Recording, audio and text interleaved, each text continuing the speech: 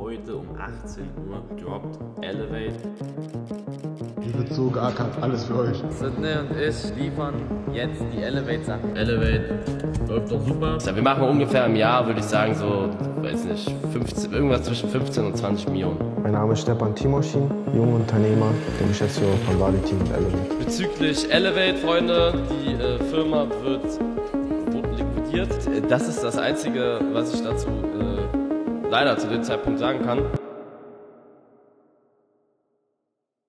Es ist der 9. September 2022, als Streamer Elias Nährlich, Ex-Hertha-Profispieler Sydney Friede und Unternehmer Stepan Timoschin die neue Marke Elevate ins Handelsregister eintragen. Nur einen Monat später gehen sie mit einem Pre-Order online. Trotz enormem Erfolg und über 10 Millionen Euro Umsatz im Jahr steht Elevate 4 Jahre nach der Gründung vor dem Aus. Doch, wie konnte es überhaupt so weit kommen?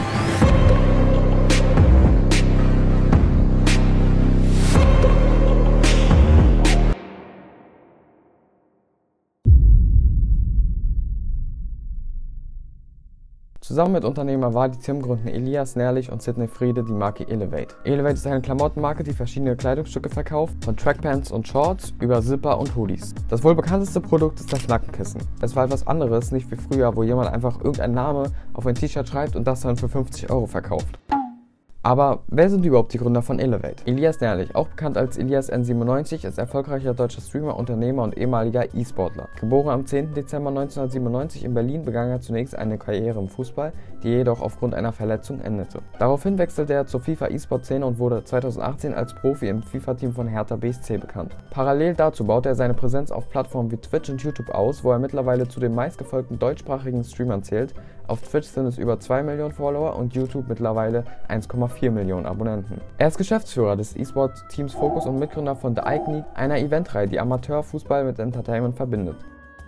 Mit seiner Modemarke Elevate hat er weitere Erfolge erzielt, darunter den erfolgreichen Launch eines eigenen Parfüms. Heute ist Elias nicht nur eine feste Größe in der deutschen Gaming-Szene, sondern auch ein Vorbild für angehende Content-Creators und Unternehmer. Sein Erfolg basiert auf seiner Authentizität, seiner engen Community-Bindung und vielseitigem Engagement.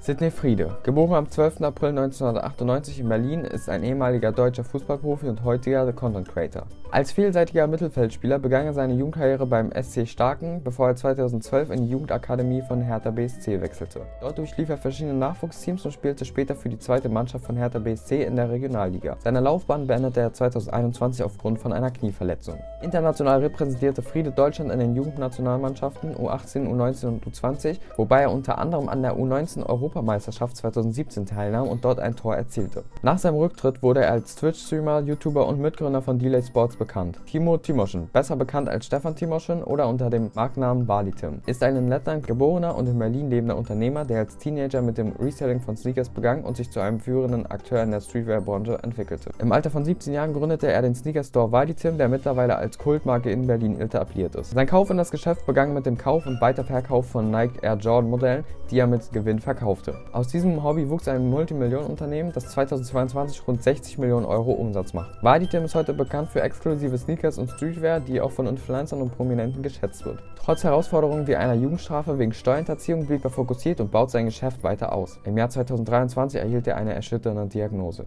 Lungenkrebs. Trotz seiner schweren Erkrankung bleibt er ein aktiver Unternehmer und zeigt Verantwortung gegenüber seinen Mitarbeitern. Seine Geschichte gilt als Inspiration für junge Gründer weltweit.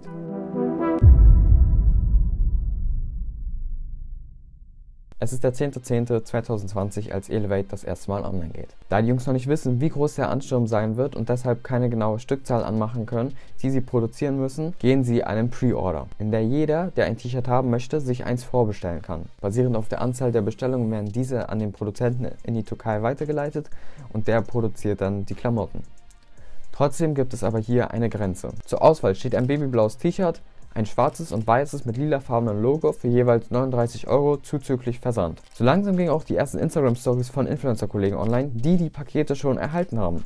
Doch es schien nicht alles so perfekt. Wahrscheinlich wurde da gepusht, also gegen uns wurde geschossen. Ich habe das nicht verstanden. Irgendwie die Dosis, ich weiß nicht mal, was es ist. Ein DDoS-Angriff überlastet eine Seite oder ein Netzwerk durch eine massive Flut von Anfragen, die von vielen Geräten, meist Botnets, gleichzeitig gesendet werden, sodass legitime Nutzer keinen Zugriff mehr auf den Dienst haben. Ziel ist es dabei, die Ressourcen des Systems lahmzulegen, um den Dienst zu stören. Und dann öffnest du die DMs und dann liest du, was für dumme Idioten wir sind. Das ist noch nett formuliert so. Und dann bist du ja, okay, wir haben verkackt. Laut eigenen Aussagen von Valithium hielt dieser Hack so ungefähr 2 Stunden an und dadurch verloren sie über 250.000 €. Dann saß ich da halt wirklich von 18 Uhr mit meiner gesamten Familie, haben die Instagram-Accounts vergeben, auch die Mods von Eli, die bis heute noch da sind, haben die ganze Zeit Codes geschickt, weil das Problem war, wir waren auf Magento, ist halt ein Webanbieter quasi wie Shopify. Unsere Server haben halt gar nicht standgehalten, weil auf einmal so viele Leute bestellen wollten. Deswegen mussten wir halt unseren Shop schließen und mussten per DMs die Passwörter verschicken. Weil sobald wir es in die Story gepackt haben, so ist der Shop zusammengebrochen. Aufgrund dieses vermeintlichen Fehlers entschieden sich Elias, Sydney und Valithium, den Shop einfach zu erweitern bzw. die Pre-Order zu verlängern, um sich bei den Kunden zu entschuldigen. Wie viele T-Shirts genau verkauft wurden, ist unbekannt, aber es gibt dieses TikTok hier, wo Valithium erzählt, dass es so ungefähr 10.000 T-Shirts waren. Das Ding ist komplett durch die Decke gegangen. 13.000 Bestellungen auf einen Schlag.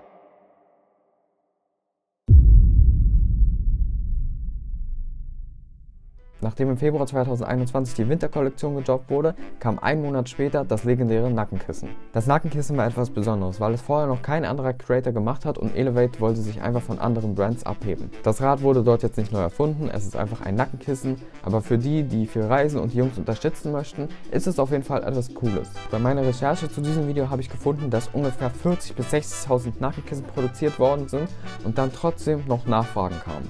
Im September gleichen Jahres wurde dann auch nochmal das Nackenkissen 2.0 gedroppt, was wahrscheinlich die meisten hiervon kennen, weil in der Zeit das Unternehmen auch nochmal gewachsen ist, die Communities der Jungs und so weiter. Nach 4 Jahren Elevate ist die Auswahl an Produkten groß. Von Basic T-Shirts und Hoodies bis zu Zipper und Trackpants und sogar Parfüms. Die hier jetzt alle aufzuzählen wäre natürlich viel zu groß, aber ich möchte euch ein paar meiner Favoriten auf jeden Fall vorstellen. Am 15. April 2021 erscheint das Sydney Special. 22. November 2021 Elevate Zipper Drop. 10. Dezember 2021 die ersten Hosen, genauer gesagt die Trackpants droppen. Dann kommt die Love Hurts Kollektion, die mir persönlich sehr gefällt und auch vielen anderen Leuten, denn das ist die Kleidung, die ich an meiner Schule, aber auch woanders am häufigsten gesehen habe.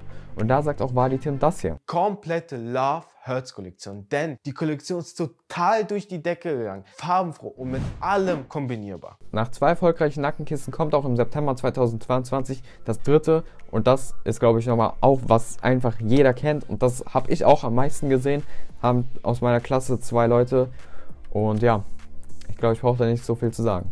Elevate hat sich natürlich auch mit eleganten Polos probiert, die meiner Meinung nach auch echt fit gehen, habe ich aber irgendwie Eli selber noch nie tragen sehen. Keine Ahnung. Auch wurde das erste von 4 Parfüms released. Im selben Jahr wurde direkt das nächste Parfüm gedroppt, dicht gefolgt von dem Eli Geburtstagsspecial am 10. Dezember 2023. Und dann gab es noch die Shoulderbag, aber wann die rausgekommen ist, konnte ich leider nicht finden. Ihr seht, das sind sehr, sehr viele Sachen gewesen und die Daten sind meist sehr nah beieinander. Elevate hat fast jeden Monat etwas gedroppt und meistens sogar mehrmals, was wahrscheinlich auch der Grund für den enorm hohen Umsatz ist. Wichtig hierbei zu sagen ist, Umsatz ist nicht gleich Gewinn. Wie viel am Ende wirklich hängen bleibt, kann man nicht sagen. Da Eli und Sydney zu der Zeit, als Elevate online ging, schon eine gewisse Reichweite hatten, brauchten sie keine Werbung zu schalten. Diese können sie direkt auf deren Social Media Kanälen tun, weil sie dort schon mehrere Millionen Menschen erreichen. Bedeutet jegliches Budget, welches andere Firmen für Werbung ausgegeben hätten, brauchen sie nicht, da ihre Bekanntheit die Werbung ist. Etwas, was Eli und Sid besonders schlau gemacht haben, war, dass sie zu vielen Drops einfach zu ein paar Zuschauern nach Hause gefahren sind und diese Bestellungen dann persönlich vorbeigebracht haben. Wie zum Beispiel beim Basic Drop am 25. Juni 2021, wo sie ihren Zuschauern ihre Bestellung persönlich vorbeibringen und noch eine PlayStation 5 dazu schenken. Sydney und ich liefern jetzt die Elevate-Sachen raus. 5 Bestellungen, 5 PlayStation 5, ja? Merkt ihr selber die Qualität hier. Es freut die Zuschauer, die etwas bestellt haben und ihre Idole treffen und für Elevate ist das auch gute Promo. Kein Problem, kein Problem. Diese Videos erreichen eine sehr große Anzahl von Menschen, was eben auch dazu führt, dass mehr Käufe bei Elevate getätigt werden. Im besten Fall. Nach Videos wurden natürlich auch Gewinnspiele veranstaltet. Eins der größten war wahrscheinlich der 40.000 € Mercedes C Coupé, den damals der 20-jährige Marvin gewinnt. Neben Videos und Gewinnspielen wurde am 3.12.2022 der erste Pop-Up-Store in Kooperation mit Eris Studios in der Kleiststraße 9-12 in Berlin eröffnet, wo man die Produkte einmalig offline kaufen konnte. Eris Studios ist die Klamottenbrand von Willi, auch einer der besten Freunde von Eli und Sydney, beziehungsweise auch Geschäftspartner von VitaVate. Bilder mit Eli, Sid und anderen Creatoren, die vor Ort eingeladen waren, waren natürlich auch dabei. Diese Kollektion fällt diesmal sehr auffällig aus. Background vollgepackt mit knalligen Farben, vorne ihre Studios X Elevate, aber all in all finde ich die Kollektion sehr, sehr nice, würde ich mir auch persönlich kaufen. Bezüglich Elevate, Freunde, ist schade, aber es ist halt so. Die Firma wurde liquidiert. Mit diesem Satz ist es offiziell. Elevate wird aufgelöst. Ein Unternehmen oder Vermögenswerte liquidieren bedeutet, diese aufzulösen oder zu verkaufen, um daraus Geld zu machen. Zum Beispiel bei einer Firmeninsolvenz werden die Vermögenswerte verkauft, um Schulden zu begleichen. Dazu gehören zum Beispiel Waren, Büroausstattung, Lagerhallen, Maschinen und Anlagen, wobei die eher ausgeschlossen sind, weil Elevate in der Türkei produziert hat. Nach über 4 erfolgreichen Geschäftsjahren und über 25 Millionen Euro Umsatz wird Elevate nur noch eine Erinnerung sein. Doch, das ist nicht das Ende. Durch Lagerbestände, die Elevate noch hat, gibt es den Online-Shop weiterhin und es wird mit allen Mitteln versucht, die Produkte zu verkaufen. Mit heftigen Rabattaktionen, die teilweise bis zu 70% gehen, wird versucht, das Lager leer zu räumen, um die Firma endgültig aufzulösen. Doch diese Auflösung scheint nicht sehr gut zu funktionieren. Seit der offiziellen Eintragung der Liquidierung am 17. Juli 2024 werden größtenteils negative Bewertungen geschrieben, die oft nur 1 Stern enthalten. Ich schreibe echt selten Bewertungen, aber hier muss es mal sein. Die Qualität ist in Ordnung, allerdings für den Preis schon ein bisschen frech. Ein Pulli von Zara für 40 Euro hat schon fast eine bessere Qualität. Ein Teil der Lieferung wurde in der falschen Größe gesendet und im Retourenportal selber kann man aber nicht mehr die richtige Größe auswählen, obwohl sie noch im Shop verfügbar ist. Der Kundenservice antwortet natürlich nicht und die angegebene Nummer ist gar nicht mehr verfügbar. Wow. Bezahlt eure Mitarbeiter. Leider fehlte ein Artikel in der Lieferung. Der Kundenservice reagiert trotz mehrerer Anfragen nicht darauf. Habe hier immer sehr gern bestellt, aber nun nicht mehr. Das Geld bekommt man leider auch nicht zurück. Leider enttäuscht. Ich warte seit Wochen auf bestellte und bezahlte Ware. Wir waren immer zufrieden, aber was hier gerade mit den Kunden passiert, ist beschämend. Habe vor 14 Tagen ein Hoodie für meinen Enkel bestellt, bis jetzt nichts erhalten, mit PayPal bezahlt. Angegebene Telefonnummer stimmt nicht und auf E-Mail wird nicht reagiert. Finde ich eine Schweinerei. Bestellung kommt nicht. Ich liebe die Marke und die Geschäftsführer. Aber das, was seit der Liquidierung geschieht, ist von Dreistigkeit nicht mehr zu überbieten. Vor über einem Monat bestellt und noch nichts erhalten. Da man bei der Kundenbetreuung niemanden erreicht, weiß man nicht, wo man steht. Ich hoffe, das erreicht größere Reichweite, dass sich Elias und Sydney dafür äußern und erklären müssen.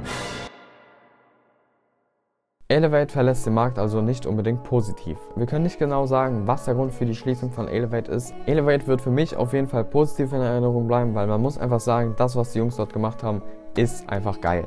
Es war kein normaler Influencer-Merch, sondern eine Brand, die nicht immer auf Eli und Sid zurückzuführen ist, weil es kein Name von den Jungs ist, sondern einfach eine Brand wie 6pm oder Peso. Also Freunde, ich habe hier 2 Pakete. Das hier ist einmal der Hoodie und das hier ist einmal der Zipper. Ich würde sagen, wir schauen uns das Ganze jetzt einfach an, wie es an mir aussieht. Ich habe eh keinen Style, deshalb schauen wir mal. Ich würde sagen, wir fangen mit dem Zipper an, weil der hat auch ein bisschen Farbe drin und der gefällt mir persönlich auch ganz gut, sonst hätte ich ihn ja nicht bestellt. Und da muss ich direkt schon etwas bemängeln, und zwar ist die Qualität hier drauf. Ich glaube, das soll nicht so sein, aber es sieht schon so aus, als hätte der schon einige Tage hinter sich. Ist für mich jetzt nicht wirklich schlimm, ich werde ihn deswegen jetzt nicht zurückschicken. Das hier ist er auf jeden Fall. Und da würde ich einfach sagen, ziehen wir ihn uns einfach mal ganz geschmeidig an. Also so sieht er jetzt aus. Das ist eine Größe S. Passt mir ganz gut. Ich bin ca. 1,75, relativ schlank. Und ich würde sagen, der geht auf jeden Fall fit. Hinten hat er nichts drauf, aber dafür vorne dieses schöne Elevate gefällt mir wirklich sehr, sehr gut. Ja, Qualität, der ist auf jeden Fall ein bisschen staubig. Aber von der Qualität her fühlt es sich auf jeden Fall gut an. Es fühlt sich jetzt nicht so an, als wäre das frisch aus der Timo-Fabrik, sondern schon aus einer professionellen Fabrik gekommen. Schauen wir uns aber mal den Hoodie an. Also auch der fühlt sich auf jeden Fall hochwertig an. Hat eine, gutes Size. Bei dem hätte ich eventuell noch eine andere Größe nehmen können. Aber sonst würde ich sagen, sehr angenehm. Kann also dem, was dort im Portal geschrieben ist, nicht zustimmen. Qualität ist top, alles top.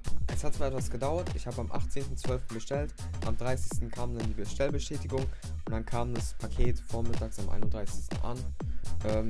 Aber ja, es war auch ein bisschen zur Weihnachtszeit, dies, das. Ein bisschen Verständnis ist auf jeden Fall da.